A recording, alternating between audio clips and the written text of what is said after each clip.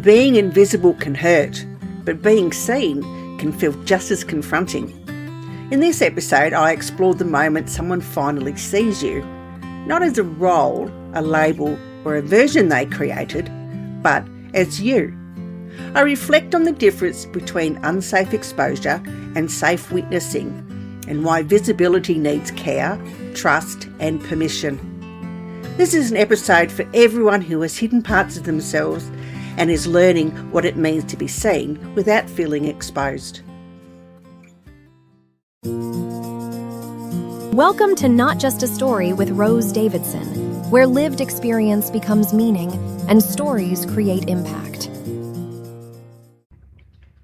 Welcome to Not Just a Story. I'm Rose Davidson, and this is the space where we look beyond the surface of lived experience. Not just what happened, not just the pain, not just the turning point, but the meaning beneath it. The moment that changed something inside us. The moment we broke. The moment we chose. The moment we became someone else. Today's episode is entitled The Moment Someone Finally Saw You. And today we're talking about something that can sound beautiful from the outside, but can feel deeply confronting from the inside. The moment you were seen. Not noticed, not watched, not judged, not exposed. Seen, truly seen. There is a difference. And sometimes that difference changes everything. Because being seen is something many of us long for. We want someone to notice what we have carried. We want someone to understand what we could not explain. We want someone to look at us and say, I see you, I get it. You are not imagining this. You are not too much. You are not invisible. But when that moment actually comes, it can feel uncomfortable. It can feel frightening. It can feel almost too tender to bear. Because being seen can be as confronting as being invisible. And that is what I want to sit with today. The strange, complicated, beautiful, frightening moment when someone finally sees you.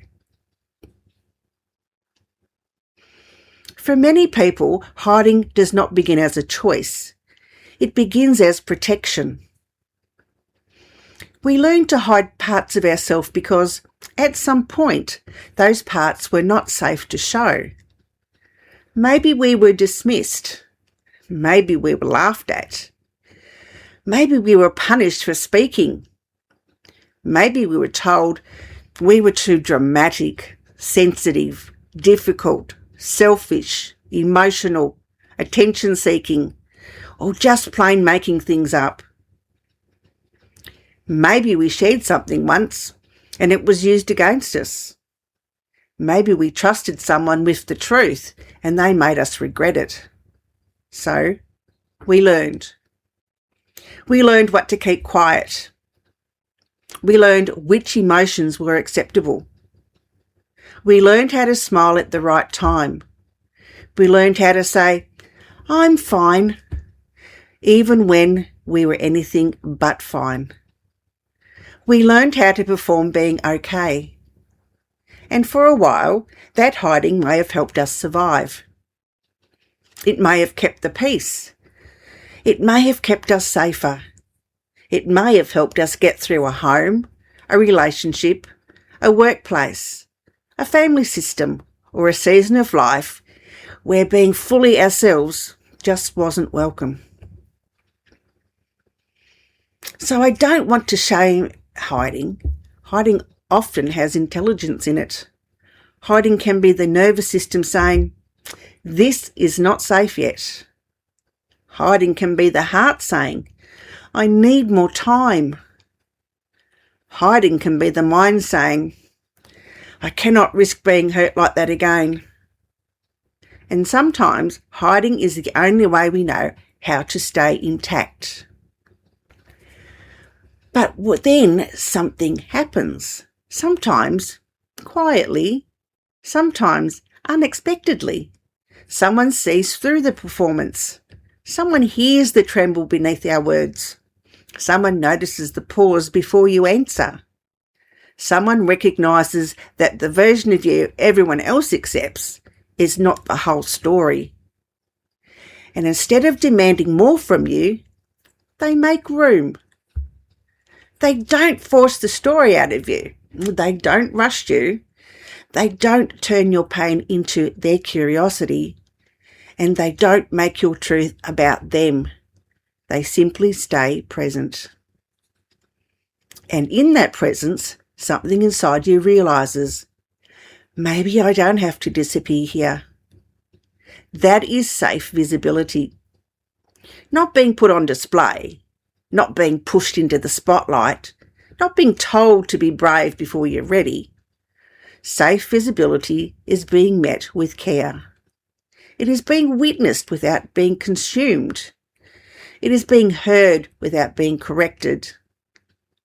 It's being seen without being exposed.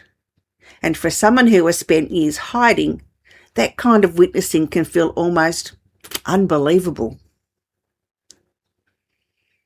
I think many people confuse visibility with exposure, especially now. We live in a world where visibility often means being online, being public, being polished, being available, being seen by many people all at once. We are told to show up, be visible, tell your story, use your voice, share your truth.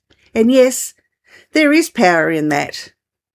There can be healing in that. There can be connection in that. But visibility without safety can feel like standing under harsh lights with nowhere to rest. It can feel like your story has been taken from your hands. It can feel like people are looking at you but not really seeing you. Because exposure says, show me. Safe witnessing says, I'm here when you're ready. Exposure says, tell us everything. Safe witnessing says, you get to choose what is shared. Exposure says, make your pain useful for others. Safe witnessing says, your story still belongs to you. And that makes a difference, and it matters. It matters deeply. Because when we've lived through things that were painful, confusing, silencing, or traumatic, we need more than an audience. We need care. We need respect. We need choice. We need to know that being visible will not cost us our dignity. The moment you were seen may not have looked dramatic. It may not have happened on a stage. It may not have happened in front of many people. It may have been one conversation, one sentence, one look, one person who did not turn away. Maybe someone said, that must have been so hard. Maybe someone said, I believe you. Maybe someone said, you should never have had to carry that. Maybe someone said nothing at all, but sat beside you without trying to fix you. And suddenly, the part of you that had been bracing for disbelief softened. Just a little. Maybe not completely, maybe not all at once, but enough to notice, enough to breathe, enough to feel that something had shifted, because being seen is not always loud. Sometimes it's quiet, sometimes it's gentle. Sometimes it's the first moment your body realises, I'm not alone in this anymore. There is a particular ache that comes from not being seen. It's not just loneliness. It's not just sadness. It's the ache of carrying a truth that no one recognises. It's the ache of knowing there is more to your story than people understand. It's the ache of being reduced to one role, one mistake, one label, one version of yourself. The strong one, the difficult one, the quiet one, the capable one, the emotional one, the survivor, the carer, the mother, the professional, the one who copes, the one who always manages. But behind those roles, there is a person, a whole person. A person with memories, grief, courage, tenderness, fear, anger, dreams, and a deep need to be met with humanity. When someone truly sees you, they look beyond the role. They don't only see what you have done, they see what it took from you. They don't only see how you've survived, they see what survival cost. They don't only see the story, they see the person inside it. And that can be powerful. It can also be unsettling. Because sometimes being seen brings up grief. The grief of realising how long you were invisible. The grief of remembering all the times you needed someone to notice and no one did. The grief of understanding that you were never asking for too much. You were asking to be met. You were asking to matter. You were asking to exist in the presence of another person without having to shrink. This is why invisibility can feel frightening. Because when you've spent years hiding, being seen can feel like danger. Even when the person seeing you is kind. Even when the moment is safe, even when nothing bad is happening, your body may not know it yet. Your body may remember times when being visible led to criticism, or punishment, or rejection, or shame, or abandonment. So when someone sees you clearly, you might pull away. You might change the subject. You might laugh it off. You might minimise what you said. You might say, "It wasn't that bad." You might feel exposed even when no one's exposing you. And you might feel the urge to disappear again. And that doesn't mean you are ungrateful. And it doesn't mean you do not want connection. It means your system is learning the difference between unsafe attention and safe witnessing. That learning takes time. It takes gentleness. It takes repeated experiences of being met without being harmed. There is also something else that can happen when you are finally seen. We may not know who we are without the hiding. If hiding has been part of your identity for a long time, safe visibility can feel unfamiliar. We may wonder, who am I if I don't have to keep explaining myself? Who am I if I'm believed? Who am I if I'm allowed to take up space? Who am I if I no longer have to prove that my pain was real? These are not small questions. They are identity questions because invisibility shapes us. It teaches us how to speak, how much to share, how to enter a room, how to read faces, how to anticipate rejection, and how to make ourselves acceptable. So when someone sees us with kindness, it can begin to loosen all patterns. But loosening old patterns can feel strange. It can feel like losing control. It can feel like stepping into a room with no script. And that is why we need to go gently. Visibility does not have to be all or nothing. You don't have to tell your whole story to be seen. You don't have to be public to be brave. You don't have to share your deepest wound to prove your courage. Sometimes safe visibility begins with one honest sentence. I'm not okay today. That hurt me. I need time. This matters to me. I've never said this out loud before. Sometimes being seen begins with allowing someone to know one true thing, just one. And sometimes that's enough for now. In lived experience storytelling, this matters so much because stories carry power. They can heal, they can teach, they can create change, but stories also need protection. Not every story is ready to be shared. Not every person deserves access to your story. Not every space is safe enough to hold what you have lived. And that is not fear, that is wisdom. You are allowed to choose where your story goes. You are allowed to decide how much of it's told. You are allowed to keep parts of it private. You're allowed to change your mind, and you're allowed to say, this part is mine. Safe visibility includes boundaries. In fact, boundaries are what makes visibility safer. Without boundaries, visibility can become exposure. With boundaries, visibility becomes choice, and choice is where dignity returns. There is a beautiful thing that happens when someone sees you safely. You begin to see yourself differently.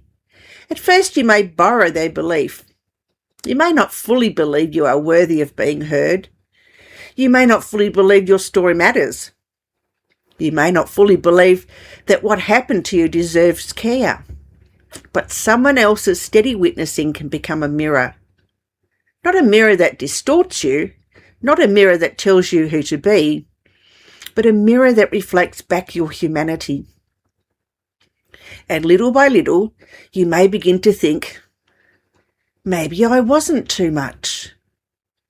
Maybe I was not visible because I lacked worth. Maybe I was hidden because I had not yet found safety. Maybe there's nothing wrong with wanting to be seen. That is a powerful shift, because hiding often carries shame. We can shame ourselves for not speaking sooner, for staying quiet, for not knowing how to explain, for needing time. But when we're seen with care, shame begins to lose some of its grip. Not because everything is suddenly healed, but because secrecy and shame thrive in isolation. Safe witnessing interrupts that isolation. It says, you can bring this here and still be worthy of respect. I want to say something tender here. Not everyone will see you, even when you speak clearly, even when you tell the truth, even when you explain yourself with all the strength you have. Some people will not be able to see beyond their version of you. Some people are invested in misunderstanding you. Some people only know how to witness through judgment, defensiveness, or control, and that hurts. It really does. Especially when the people who cannot see you are the ones you most wanted to be seen by. A parent, a partner, a child, a friend, a colleague, a community, someone whose recognition mattered. There is real grief in that, but your worth is not decided by their capacity to see you. Your story doesn't become less true because someone cannot hold on to it. Your pain doesn't become less real because someone refuses to acknowledge it. Your healing does not have to wait for the person who hurt you, dismissed you, or misunderstood you to finally understand. Sometimes the most freeing thing is recognizing that being seen may come from somewhere else, from someone safer, from a different space, from a chosen community, from a therapist, mentor, friend, listener, reader, or stranger who says, your words help me understand something in myself, and sometimes eventually from yourself. Because perhaps the deepest form of visibility is the moment you stop hiding from yourself. The moment you can look at your own story and say, yes, this happened. Yes, this affected me. Yes, I did what I could. Yes, I am still here. That kind of self-witnessing can be difficult. It can be emotional. But it's also a form of coming home, because there are parts of us that have waited years for us to turn toward them with kindness. The younger self, the exhausted self, the frightened self, the angry self, the hopeful self, the self who kept going when no one knew how hard it was. Being seen by others matters, but being seen by yourself matters too. And sometimes the right witness helps you begin that process. They don't rescue you. They don't complete you. They simply help you remember that you were there all along, under the hiding, under the roles, under the silence, under the fears. You were there, waiting to be met. So what happens when someone finally sees you? Maybe nothing changes on the outside at first. The world keeps moving. The dishes still need doing. The bills still arrive. Life doesn't suddenly become simple. But something inside you may shift. You may stand a little differently. You may speak with a little more truth. You may stop apologising for having needs. You may notice the places where you've been shrinking. You may begin to ask, where else am I allowed to exist more fully? And that is the movement from hiding to safe visibility. Not forced visibility, not public visibility, not performative visibility, safe visibility. The kind where your truth has room to breathe, the kind where your story is not taken from you. The kind where being seen doesn't mean being consumed. The kind where you are held, not exposed. If you are listening to this and you are still hiding, I want you to know this. You are not wrong for needing safety. You are not weak for being cautious. You are not behind because you are not ready to share everything. There is no deadline to becoming visible. There is no rule that says healing must happen in public. There is no requirement to turn your pain into content, testimony, advocacy, or teaching before you are ready. Your story belongs to you first. And safe visibility begins with permission. Your permission. Maybe today, visibility looks like admitting something quietly to yourself. Maybe it looks like writing a sentence in a journal. Maybe it looks like telling one trusted person a small piece of the truth. Maybe it looks like saying no. Maybe it looks like saying, I want to be seen, but I need to feel safe. That is enough. You are allowed to move gently. You're allowed to choose the pace. You're allowed to protect what is tender. And if you're someone who is witnessing another person's story, I want to offer this. Don't rush them. Don't demand details. Don't make their story prove itself. Don't turn their vulnerability into a moment about your reaction. Just listen. Believe the feeling even if you don't know every detail. Respect the boundary. Thank them for trusting you. Let them remain in control of their story. Sometimes the most healing thing you can do is not give advice. It's not fix. It's not compare. It's not tell them what they should do next. Sometimes the most healing thing you can say is, I hear you. I am here. Thank you for telling me. You don't have to share more than you want to. That is how we create safer spaces. That is how we become better witnesses. That's how stories begin to heal, not because they are dragged into the light, but because they are held with care. The moment you're seen may not erase the years you felt invisible. It can become a beginning, a small opening, a reminder that hiding is not your only option. A reminder that your story can be meant differently. A reminder that there are people, places and moments where your truth doesn't have to fight for space. And maybe that's what safe visibility really is. Not being seen by everyone, not being understood by everyone, and not being approved of by everyone, but being seen in a way that allows you to stay connected to yourself. Being seen in a way that doesn't ask you to abandon your own truth.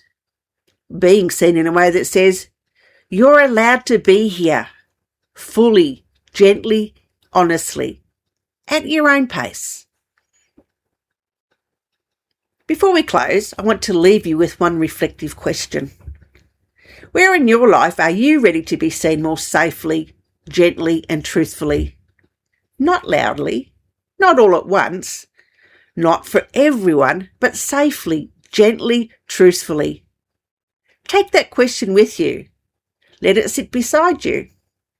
You don't have to answer it straight away. Sometimes the question itself opens the door.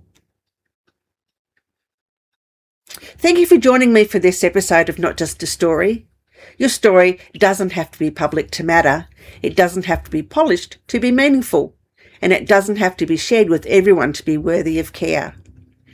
Sometimes the first step is simply allowing one true part of you to be seen by someone safe. And when you're ready, perhaps begin there. I'm Rose Davidson, and this is Not Just a Story.